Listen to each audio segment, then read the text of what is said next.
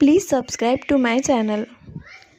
एक साहूकार था, उसकी पत्नी का नाम चंदा था। साहूकार के व्यापार धंधे बहुत प्रकार के थे, पर उसको नफ़ा नहीं होता था, नुकसान ही नुकसान होता। उसकी पत्नी चंदा घर में बहुत सुगली रहती, घर में स्वच्छता नहीं रहती, जहाँ देखो वहाँ घान ही घान पड़ी रहती। घर में जाले लगे हुए थे, बर्तन टूटे फूटे थे, घर में सब तरफ दलिद्दर था, जिससे उसका पति उससे नाराज रहता था।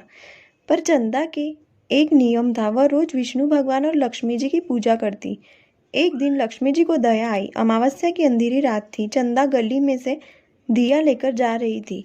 उधर से लक्ष्मी जी आए और चंदा को बोले, मुझे दिए का प्रकाश दिखा। चंदा ने प्रकाश दिखाया।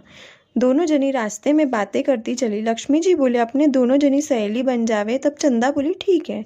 एक दिन लक्ष्मी जी चंदा के घर गए और घर देखकर बोले, बाई बाई, घर की क्या दशा क्या की है, चल अपने दोनों जनी काम करेंगे। चंदा बोली, मुझे तो दूसरे कामों से और बच्चों से फुर्सत ही नहीं मिलती है, मैं काम कैसे करूं?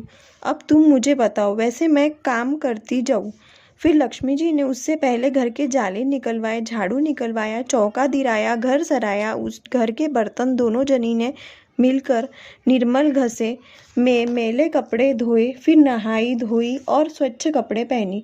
चंदा सुंदर दिखने लगी। फिर सहेलियां मिलकर रसोई बनाई और जीम ली।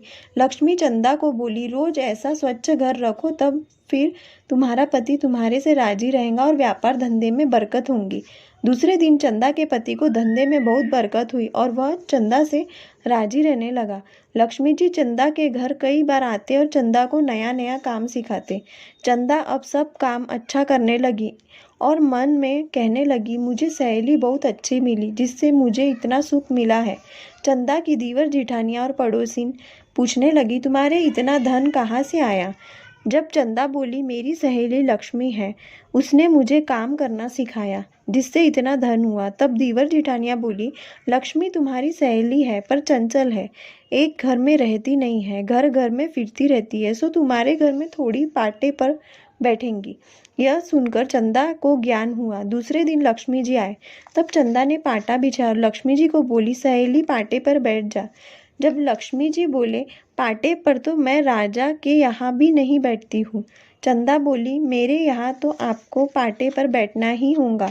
फिर चंदा बोली, मैं थोड़ी देर बाहर जाकर आ रही हूँ, तब तक बैठे रहना। चंदा तो निकलकर पीहर चली गई। लक्ष्मी जी पाटे के पाटे पर बैठे रह गए। साहूकार के तो करोड़ों का धन हो गया। हे लक्ष्मी माता, चंदा के ठूटे जैसे सबको ठूटना, खोटी की खरी, अधूरी की पूरी करना। Please subscribe to my channel. Happy Diwali to all.